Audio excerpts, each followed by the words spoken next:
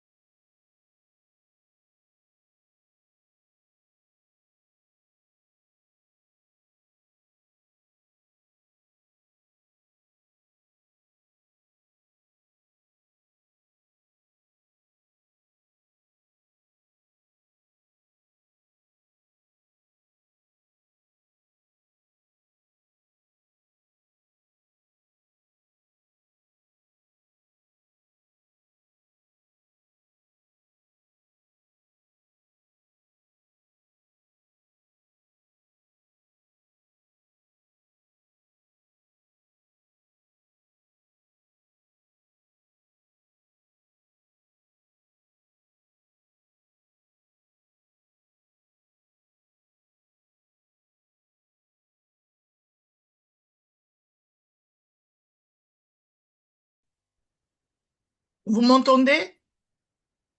Allô? Bonjour madame, oui, on vous entend. Bonjour Olivier. Voilà, parfait. Bonjour, madame.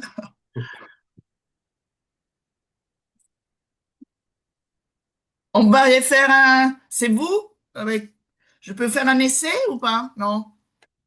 De partage de l'écran où vous êtes... Il n'y a que vous? Oui, bonjour. Oui, vous pouvez faire un essai. J'ai autorisé le partage d'écran. Vous pouvez y aller. Parfait. Très bien. J'ai le... Attendez, là.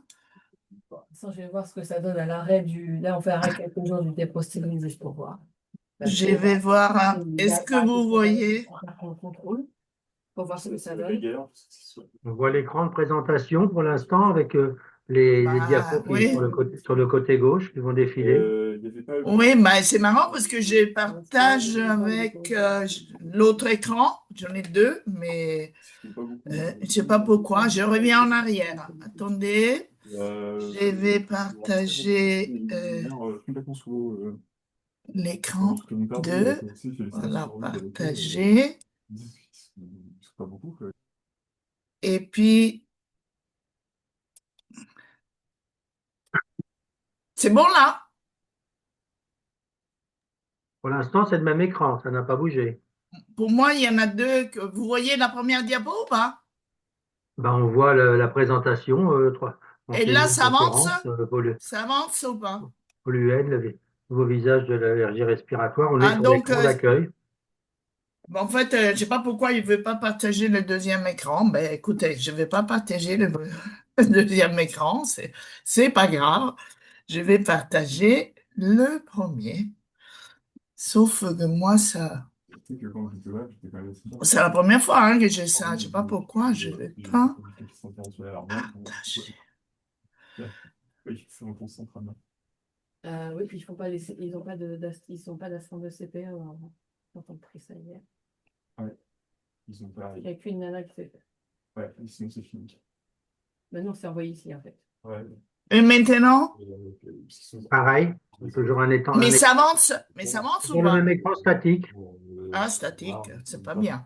Bon, je sais pas qu'est-ce qui se passe. Il faut que Il y a un je très beau compte. décor il y a un très beau décor maritime, là, un lac Oui, avec. ça, c'est pas moi, c'est vous, hein. Ouais, ça, c'est Bon, notre écran à nous. ça. Donc, je comprends pas pourquoi je peux pas partager le deuxième écran. Écoutez, je vais enlever l'écran parce que je pense qu'il va. De toute façon, je suis chargée. Il y avait quelque chose. Maintenant, je partage celui-là. C'est bon là? Ça bouge ou pas? Non, pour Non, l'instant, toujours pas. on est toujours sur la photo du lac. Magnifique Le d'ailleurs. lac, Le lac, attendez. ou je sais pas où. Le fjord Ouais. peut-être. Attendez, donc là, partager. Ah, là, ça devrait commencer. On voit que vous commencez le Voilà. partage. Ouais, je sais pas Ah, pourquoi, là, on a votre David. écran de bureau. C'est ça, c'est-à-dire que Oui, donc là, vous voyez, c'est bon là? Oui? Oui, là, c'est bon. Ok, bah, j'ai dû enlever euh, En ce qui me concerne, je le suis grand. toujours sur le lac, hein. Ah, et là, Ok. ça bouge ou pas? Non, non, le lac ne bouge pas. Vous avez Sandrine? extrêmement Alors, calme. ben, moi, je le vois bouger, en fait. Ah, bon. Moi aussi. Ah bon? Il n'y a qu'Olivier? C'est pas grave, hein. Je vous entends, Ah, c'est très bien. Et vous, non, non, mais Olivier quand même. Le diagnostic initial était d'une neuropathie liée à l'ophèle. Essayez de Potentiel. revenir hein, peut-être. ouais, Quitter, revenir. on va essayer l'affichage. D'un arrêt de fèves pour toxicité, êtes-vous d'accord pour la poursuite de ce traitement à l'identique? Point d'interrogation, vous remercions par avance à la ligne formule de politesse. Un courrier Voilà. pour, Vous embêtez pas pour moi, je pense pas être l'élément essentiel de la conférence. J'étais venu juste compléter ma culture en ce qui me concerne. Bah, quand même, puisque vous êtes là. Mais peut-être ça va venir là, maintenant que vous êtes. Il faut vraiment quitter le lien et puis revenir, à mon avis.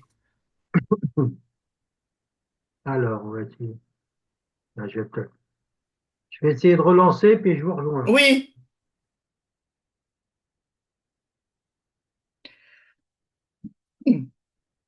Et Sandrine et Claire, vous me dites quand vous voulez que je démarre.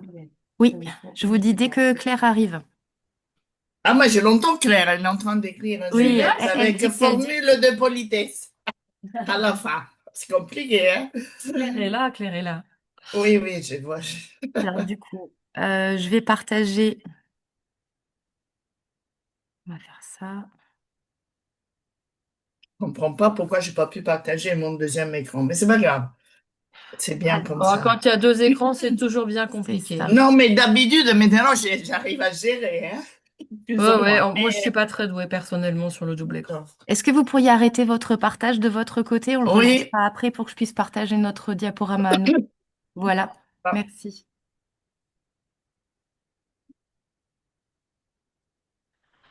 Eh bien, bonjour à tous pour cette 35e conférence du dernier mardi du mois. J'ai le plaisir pour cela d'accueillir le professeur Isabella Anesi Maisano, qui est une épidémiologiste renommée sur la partie environnementale, avec qui on a déjà beaucoup collaboré et qui va nous parler des polluants, le nouveau polluène, le nouveau visage de l'allergie respiratoire.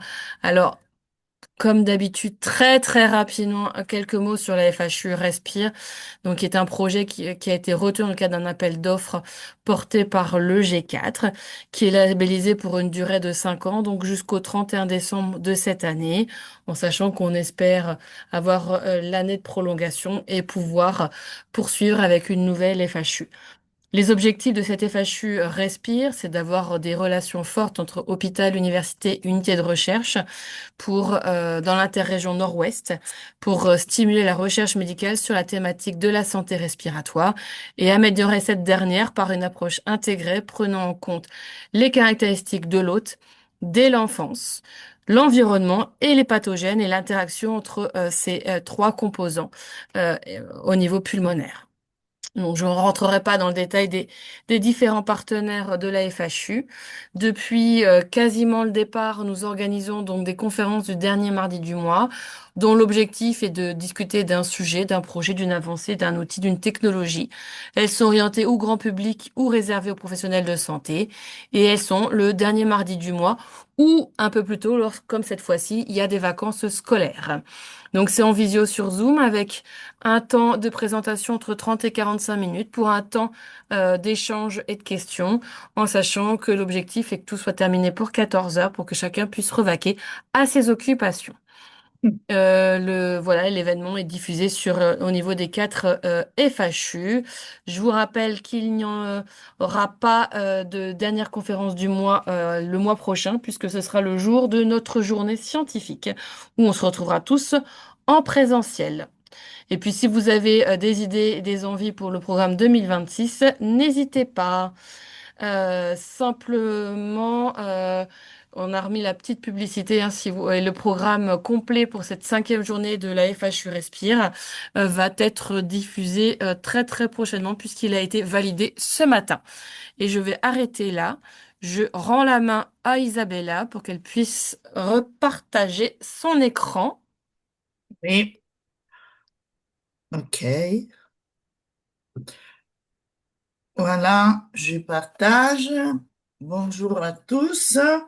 Est-ce que vous voyez l'écran? Oui, C'est parfait. super.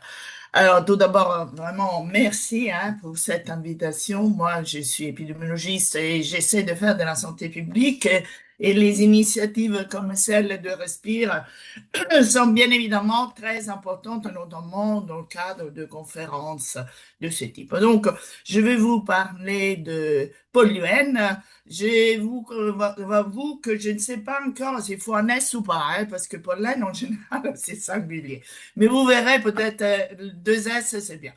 Je n'ai pas de conflit d'intérêts, sauf ceux avec des institutions publiques, notamment des comités éthiques. Je suis éditeur de section de deux journaux, dont un assez important dans la thématique environnement santé, l'ERJ, et puis le journal de l'Union, tuberculose et lung disease. Alors, je vais vous parler de Polluen, comme le mot l'indique, c'est un acronyme pour dire rencontre entre polluant et pollen. Et finalement, pour parler de cette rencontre, bien sûr, j'ai besoin de vous parler un petit peu des allergies respiratoires, de ce que chacun de ces facteurs fait à ces allergies, et puis de tenir en compte le réchauffement climatique, parce que c'est un acteur majeur dans cette transformation. Donc, c'est une montée en flèche, comme on dit, de ces allergies respiratoires depuis les années 60. On pourra discuter tout à l'heure du pourquoi. On a pratiquement peut-être 400 000 millions d'asthmatiques. Ce sont les données GINA OMS. Presque 500 000 décès par an. Et c'est une mortalité évitable. D'ailleurs, elle se produit là où il y a des problèmes de système sanitaire. Et on a 1 milliard d'asthmatiques allergiques dans le monde. Sans aller dans le détail, 12% des personnes en souffrent au moins une fois par mois. En 2030, un Européen sur deux sera allergique avec l'asthme qui aura une position prépondérante. Et en 2050, d'après l'OMS, une personne sur deux sera allergique. Alors, pour les dessins, c'est ma petite fille qui les a faits. J'ai bien aimé quand elle m'a proposé de m'aider dans ma recherche. Donc, quelques données très de base et importantes. L'allergie respiratoire, c'est une maladie multifactorielle et bien évidemment multifactorielle dans le cadre de son développement, mais aussi dans le cas de ses aggravations. Et aujourd'hui, on va regarder un petit peu les aggravations. Et parmi les facteurs reconnus des aggravations, on a la pollution, les allergènes et aussi la température haute ou basse. Je vous parlerai un petit peu des liens qu'on connaît entre ces facteurs et les exacerbations d'allergies respiratoires. Et puis, je terminerai. Vous me coupez, hein, je suis une bavarde, donc il faut me donner un petit peu, faut me dire d'arrêter, parce que je trouve que c'est important de parler de santé publique, mais aussi des répercussions, des conséquences au niveau de la clinique et bien sûr des propositions de remédiation. Alors, très rapidement, on connaît très bien maintenant le rôle entre pollution et asthme. Et puisque je m'occupe surtout d'asthme, c'est là qu'on a le plus de papiers de qualité hein, qui nous permettent de parler d'évidence.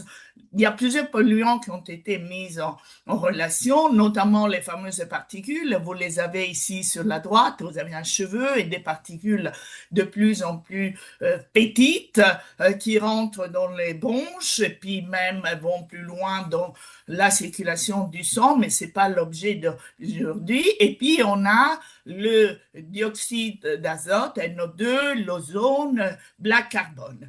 Les effets sont inflammatoires, des effets sur la sensibilisation, la réduction de la fonction respiratoire est très important et il y a des liens à la fois avec les exacerbations et le développement.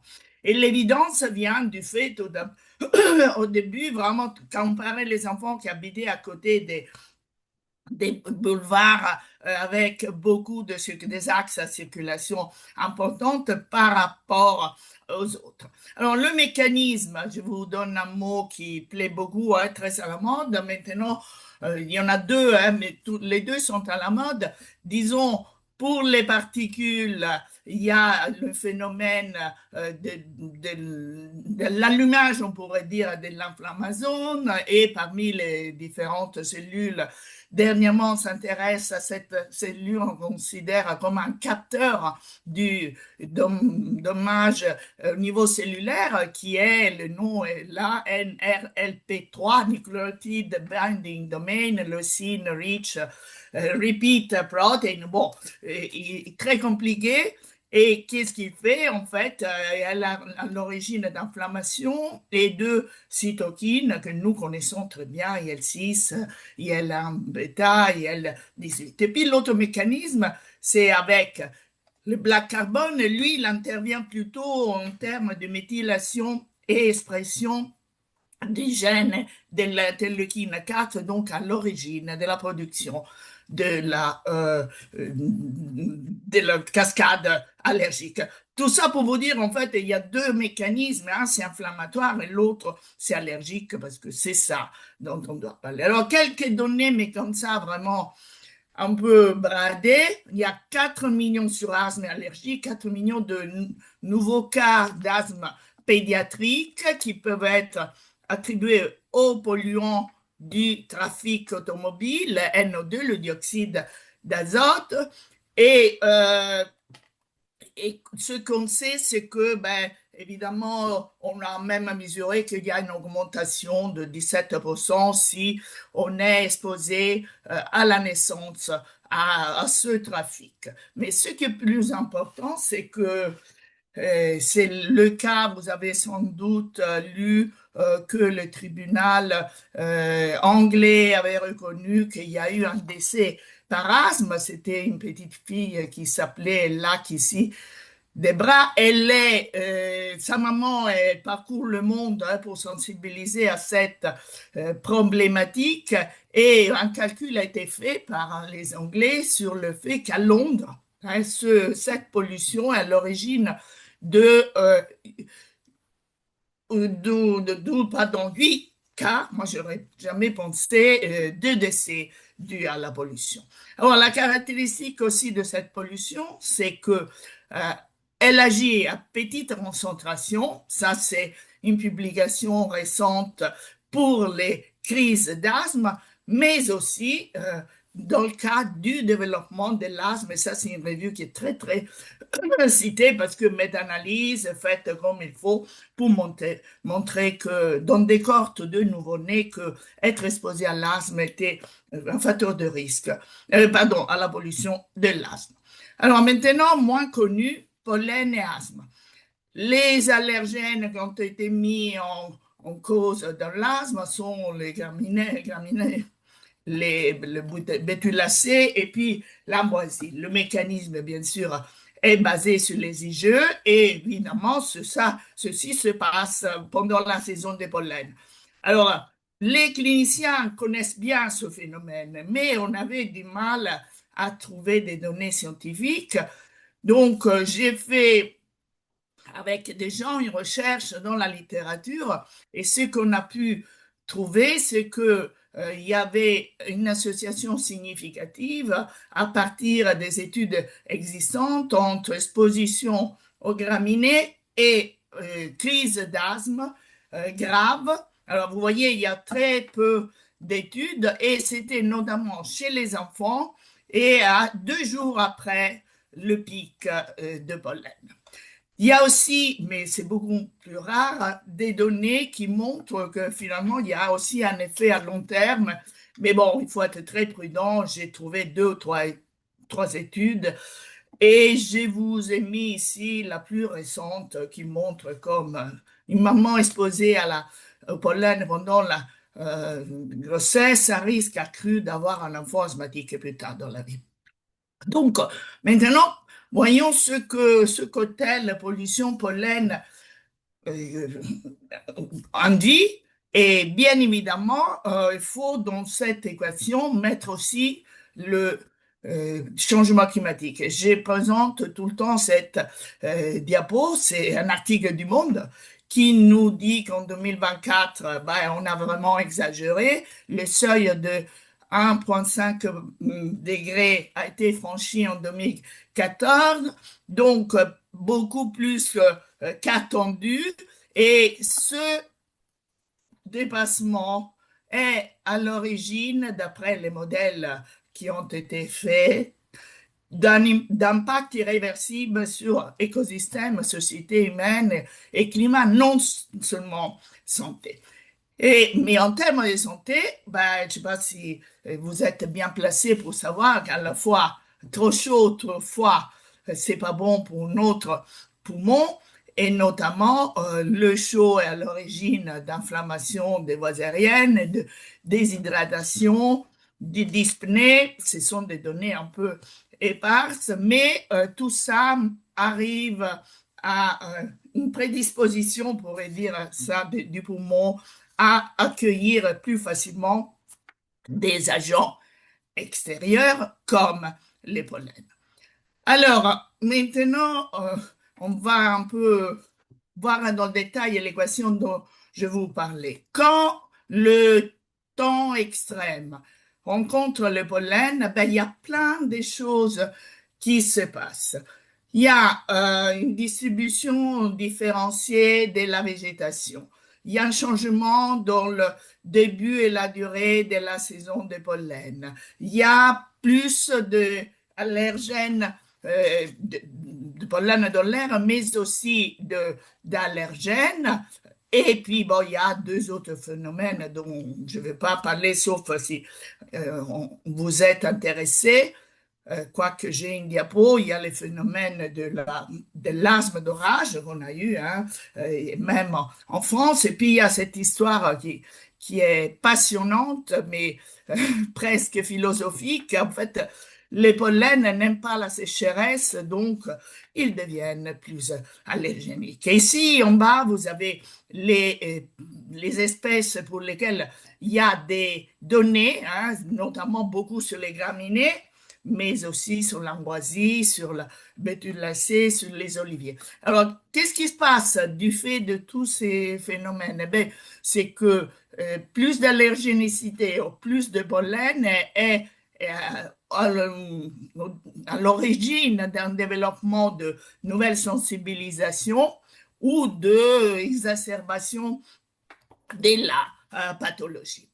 Alors, pourquoi ça? Là, je vais vraiment très vite. Les pollens, les plantes, en fonction de la météo, se déplacent là où le climat est adapté, s'adaptent au nouveau climat ou disparaissent. Et donc, de ce fait, des plantes là où on ne les avait pas avant, des nouveaux pollens et des nouveaux allergènes. C'est une projection, celle-ci, faite par l'IRA sur le chêne vert maintenant. Et puis, c'est en 2100, pardon, c'est décalé. Et ce qu'on aura à la fin de ce siècle, des calculs similaires ont été faits pour d'autres plantes. Disons, la température fait que les plantes iront loin. Il y a aussi des saisons polliniques plus longues, voire anticipées, plus de pollen en nombre, plus d'allergènes, plus de pollen inattendus. Et je vous montre, ça c'est un article Science, un peu vieux, mais beau. Ils avaient étudié toutes les plantes de Kew Garden, pour ceux qui connaissent un petit peu Londres, et vu qu'il y avait 5 jours de décalage dans la saison et 16% des plantes qui pollinaient avant. Données des États-Unis, Californie, pour dire que là aussi, il y a, et ici c'est beaucoup plus que l'étude anglaise, jusqu'à 8 semaines en 17 ans de suivi, d'anticipation de la saison. Et puis pour la France, ben, cette année, regardez, d'une semaine à l'autre, c'est le mois de février, en général, pas de pollen, on s'attendait, et bien, d'un coup, toute la France est couverte et 30 départements en alerte, comme on voyait à ce moment-là. Maintenant, vous avez vu, il n'y a plus de nouvelles sur le pollen parce que l'RNSA, le Réseau national de surveillance biologique, a été fermé. Et donc, il n'y a plus ce type de données. Alors, je vous ai parlé aussi de plus d'allergènes. Regardez ici, c'est une étude assez classique. À gauche, vous avez, je ne sais pas si vous voyez ma souris, mais à gauche, vous avez disons, le nombre de pollen qui varie en fonction du CO2. Et puis à droite, beaucoup plus net, l'allergène correspondant, c'est le cas de l'ambroisie, qui augmente avec le CO2. Donc, un effet du CO2 sur le pollen. Pardon, ça c'est... Et ça, je n'en parlerai pas, mais si vous voulez, j'ai la diapo qui est prête. Alors, quand le pollen rencontre le polluant, alors maintenant, il y a des pollens qui sont plus allergéniques, plus d'allergènes dedans. Et il y a cette rencontre que je vous montrerai avec des photos, donc vraiment une belle évidence. Et puis moins connu, par exemple, si la pollution, ce sont les feux de bois, eh bien, il y a une interaction aussi entre pollen et fumée.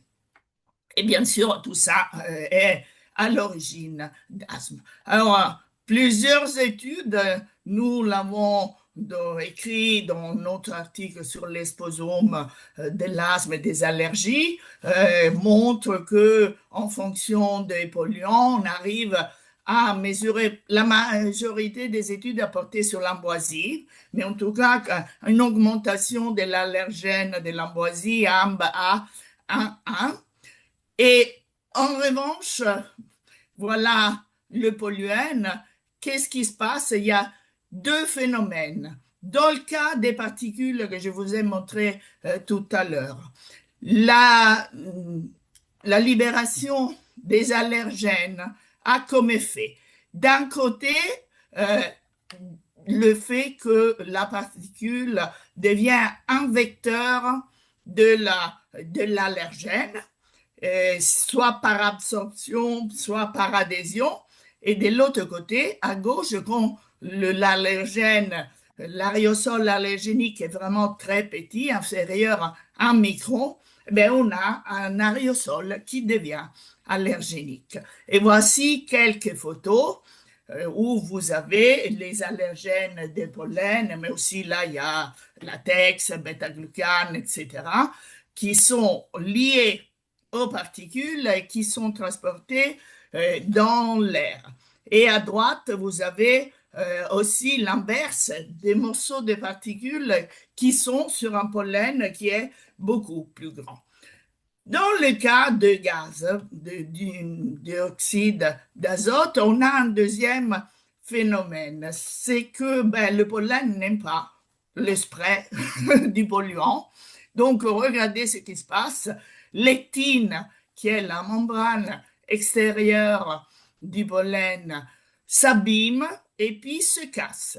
Et du coup, on a libération de ce qu'on appelle les PCG, les granules du pollen, cytoplasmiques du pollen.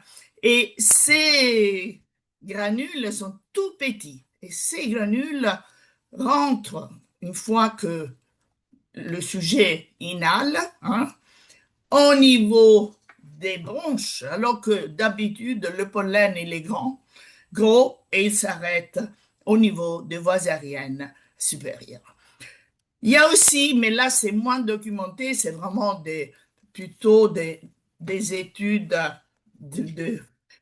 tout à fait respectables, mais de compréhension des mécanismes. Si vous êtes intéressé pour à mieux comprendre, en fait, il y a une modification de la composition des propriétés chimiques des macromolécules comme les protéines, les lipides, etc., une fois que le pollen rencontre le polluant.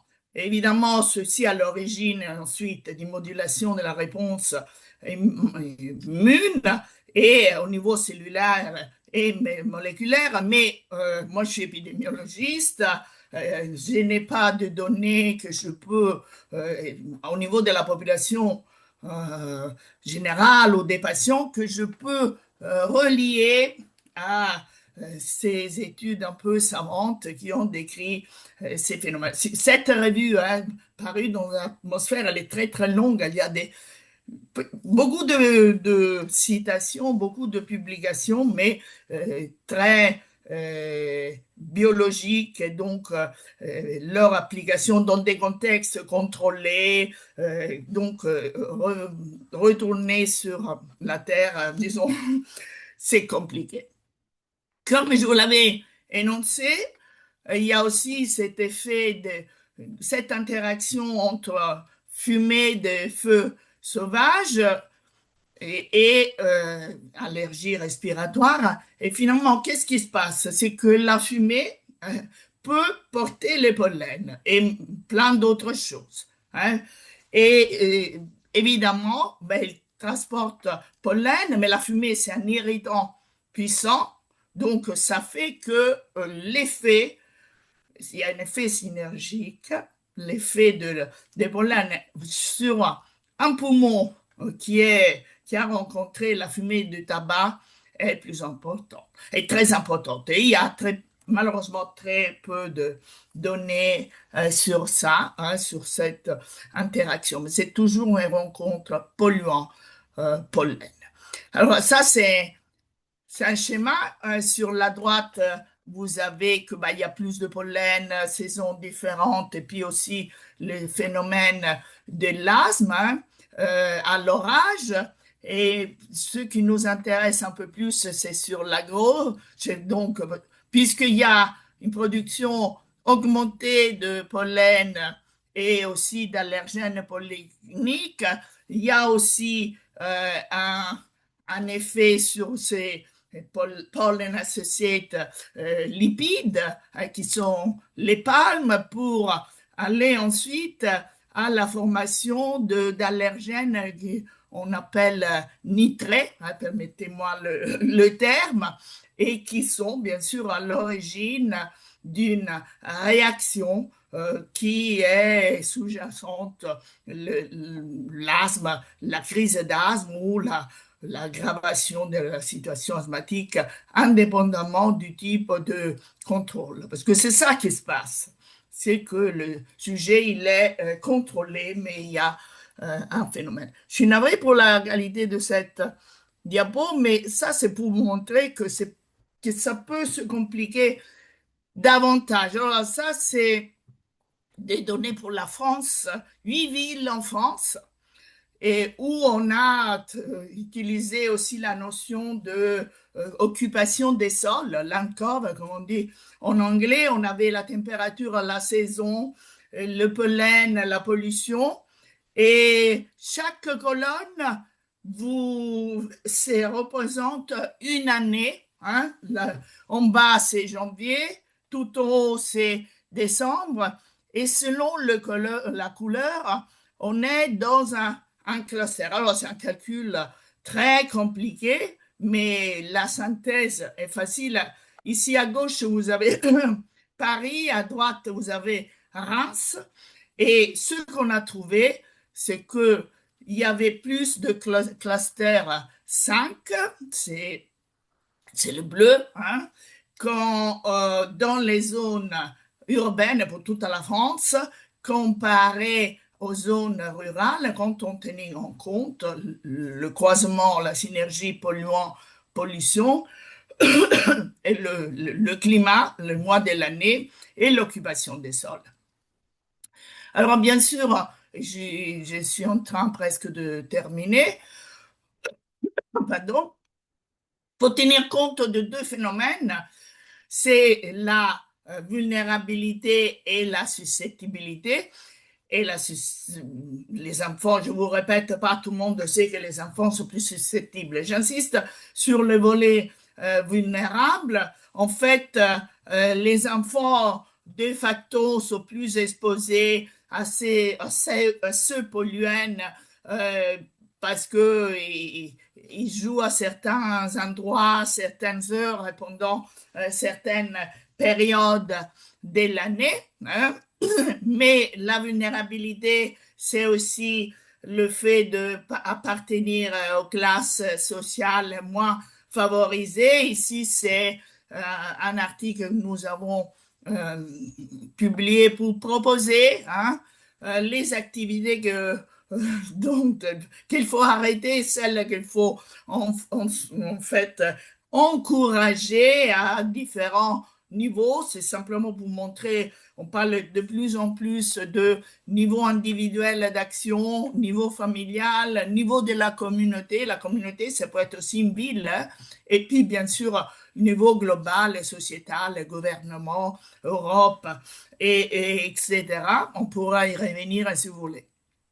Et quand on parle de vulnérabilité, bien sûr, il faut penser aux pays en voie de développement. Il y a eu cet article important de Kevin Martin qui travaille beaucoup hein, en Afrique où il dit ben, finalement ces pays hein, cumulent tous les risques hein, parce que environnementaux, plus de pollution, aussi à l'intérieur des locaux avec la biomasse, plus de vulnérabilité climatique, chaleur, sécheresse, des tempêtes de sable, etc. Et puis, enfin, une limitation de l'accès à la prise en charge. Et là, c'est quelques exemples. Ça existe, heureusement, on étudie ça et on publie sur ça. Et la dernière ligne, c'est pour la Chine, pardon, où ils ont trouvé que quand il y avait trop de PM2,5 et beaucoup de pollen, ce qu'ils appellent pollen severity, il y avait un contrôle moins bon de l'asthme et donc tout ça c'est en Chine avec une population fantastique pour ainsi dire. Alors je termine pratiquement en mélangeant la santé publique et les implications cliniques. C'est un peu dans mes rêves. Hein. Moi je voudrais qu'il y ait une surveillance avec des applications ou au niveau de la ville, des pollens, de la pollution et du temps, hein, qui sont faits ensemble, notamment des mesures qui sont faites là où il y a les individus qui sont plus à risque, les enfants, hein, l'école, les terrains de jeu, finalement, si vous pensez, c'est ces endroits où maintenant la cigarette est interdite. Ben là, il faudrait qu'on ait même des mesures de pollution. Ensuite, bien sûr, il faut l'éducation des professionnels de santé et j'ai mis en jaune ce que le pollen peut engendrer dans la pratique clinique. Disons, il faut tenir compte de la variation des pollens, de leur allergénicité quand on veut, en faisant un diagnostic et puis surtout traitement, notamment dans le cas de l'immunothérapie, hein, parce que c'est très important la période à laquelle on l'a fait. Évidemment, éducation, parents, malades, professeurs, et puis au niveau ben, national ou des villes, parce que maintenant il y a ce réseau C40 de villes qui s'activent hein, pour lutter contre l'environnement qui est néfaste pour la santé, réduction des émissions et adaptation au climat. Alors, on peut réduire les pollens. Hein, peut-être il y en a qui sont un peu surpris. On peut empêcher qu'il y ait une monoculture hein, et qui ensuite est à l'origine d'un excès de pollen à certains endroits. C'est le cas ça n'a pas été le cas malheureusement à Lyon. Ils ont planté dans un parc seulement des bouleaux, que des bouleaux. Du coup, la population autour du parc, ben, comme ils sont à se plaindre, beaucoup plus d'allergiques qu'avant. Pourquoi? Parce qu'il y a une dose, évidemment, d'allergènes qui est très individuelle et qui va déclencher des crises. Alors, dans le style mitigation, voilà l'article qui est en presse, dont je suis assez fière parce que c'est des recommandations sur comment on peut mitiguer l'effet de l'allergie au pollen. Pourquoi? Parce que finalement, je suis fière, parce qu'on a fait vraiment une étude très soignée de la littérature et on a utilisé Grade, Probe, vous savez, toutes ces standardisations qui sont désormais nécessaires pour faire des méta-analyses, considérer d'abord la sélection des, des, des papiers, puis méta-analyse, etc. Tout était bon, comme on dit.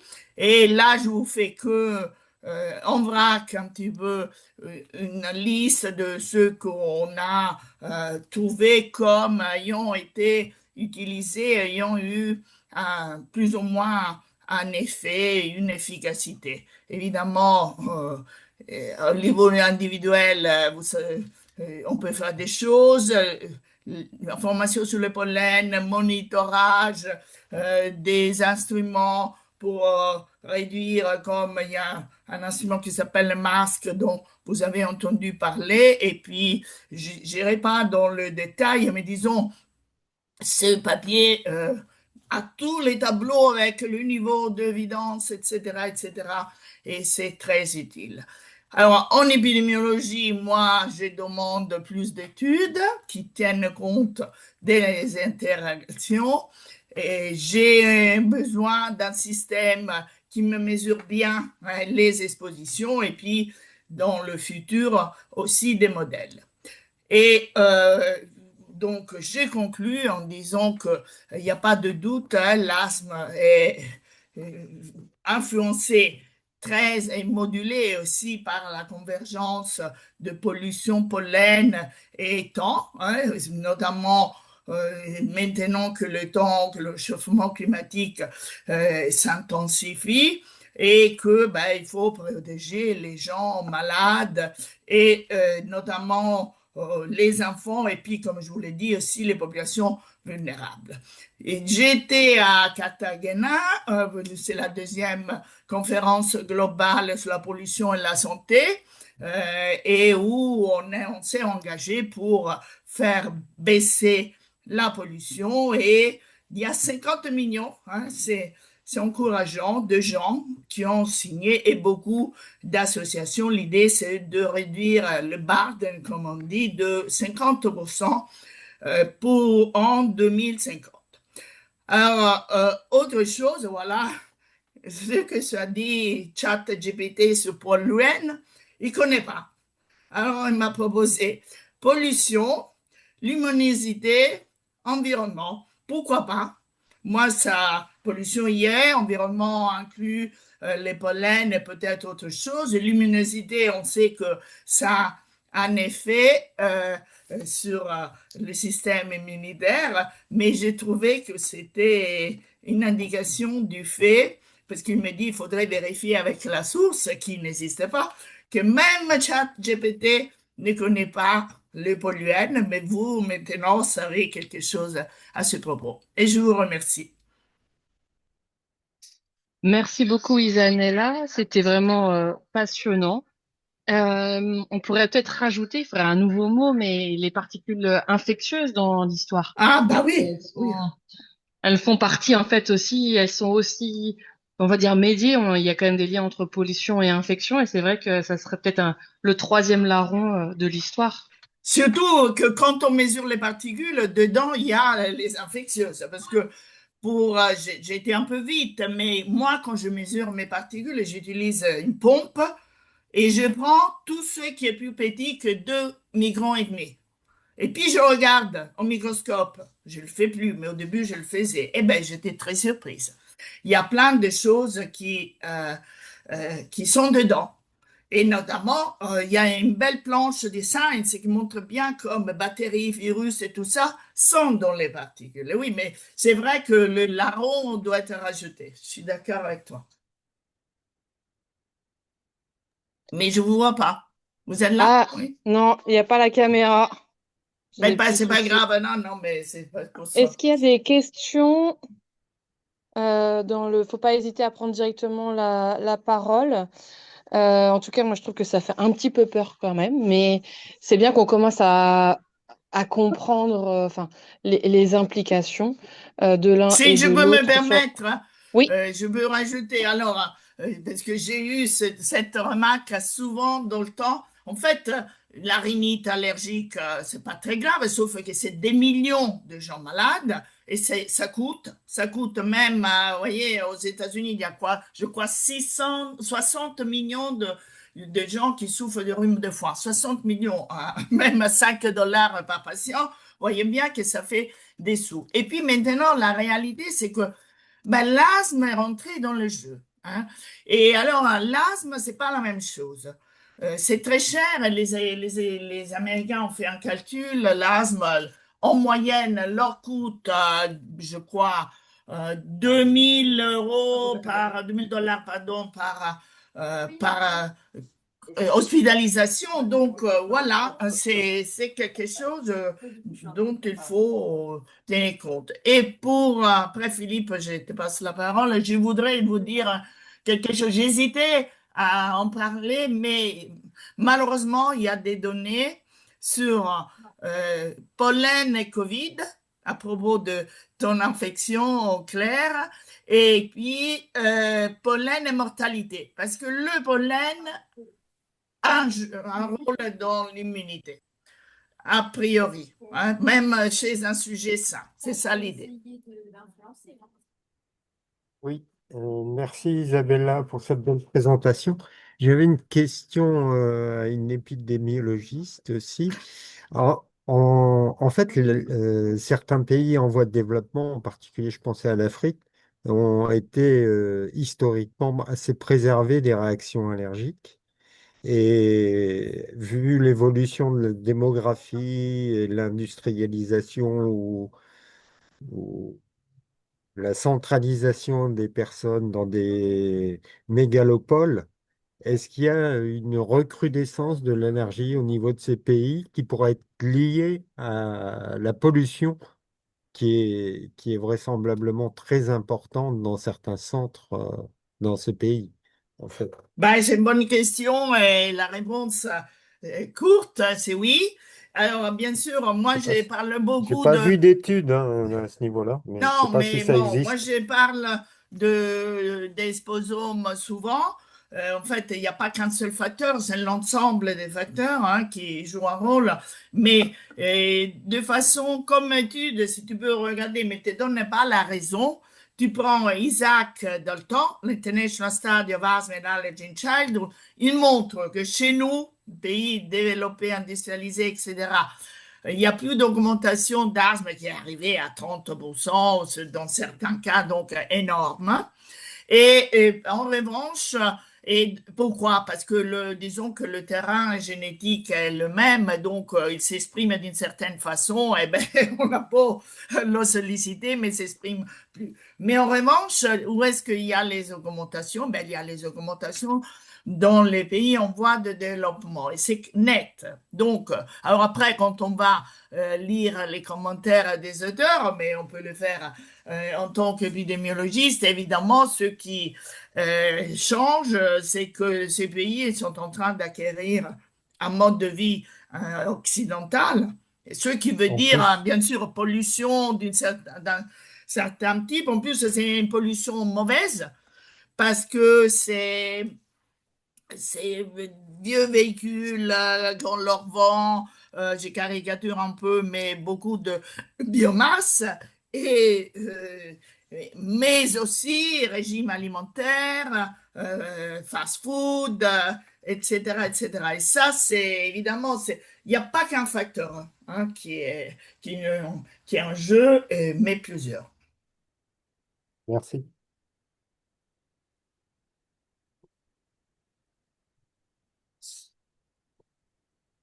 Si personne n'a une question, je veux bien en poser une autre. Euh, il y a des interactions. Il a été décrit des interactions entre polluants et allergènes, des modifications chimiques des allergènes. Est-ce que on peut avoir aussi une destruction de certains allergènes? Je crois que c'est le boulot qui était plutôt amplifié, il me semble, autant que je me Oui. souvienne, dont l'allergénicité était amplifiée par la pollution. Est-ce qu'à l'inverse, on voit aussi une destruction de certains polluants? Ben, on pourrait dire ceux qu'on n'a pas mis en évidence, c'est parce qu'ils sont détruits, mais je suis pas sûre, j'ai pas vraiment les données. Il faudrait, moi, ce que je montrais, les photos, c'était l'Institut Pasteur à Paris, hein, qui a Ouais, pris les pollens et puis avait bombardé avec des espèces. C'était Peltre, je ne sais pas si tu l'as connu, qui était quelqu'un ouais, qui avait ouais. des très très bonnes idées parce qu'il a fait ça il y a longtemps. Et il avait essayé avec d'autres pollens, ça marchait pas, mais voilà, la destruction vraiment du pollen, elle n'est pas documentée, hein, mais euh, au moins on peut dire qu'il y a des pollens pour lesquels il y a vraiment la pollution est- a un rôle de libération de ces petites particules que je montrais, mais aussi des palmes, parce que les enzymes dedans, hein, les lipides, c'est mauvais aussi, hein, parce qu'ils sont allergisants. Voilà. Merci.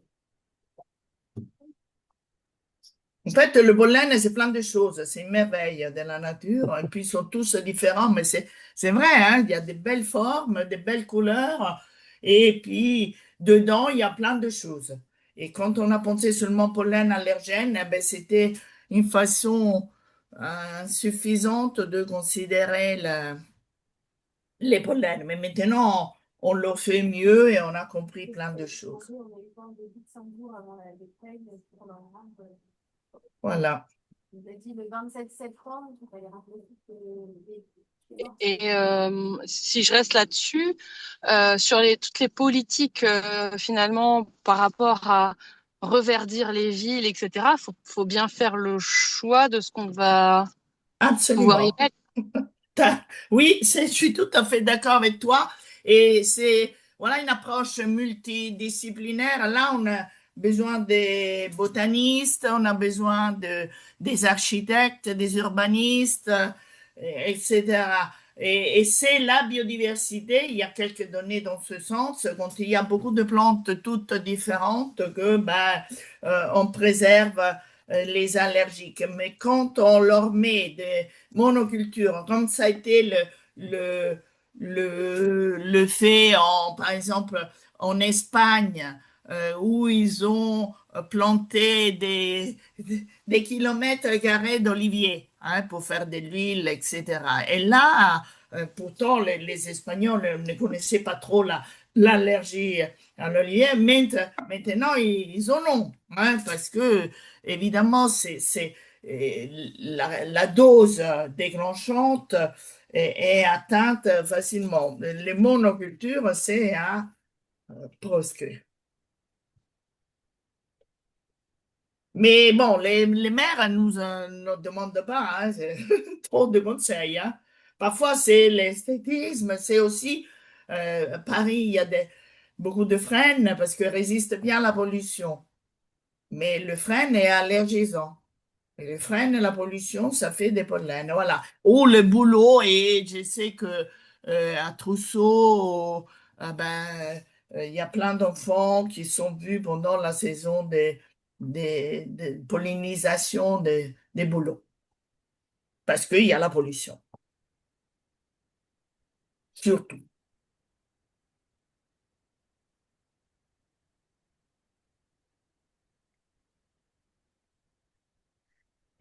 Merci beaucoup, Isabella. Est-ce qu'il y a d'autres questions?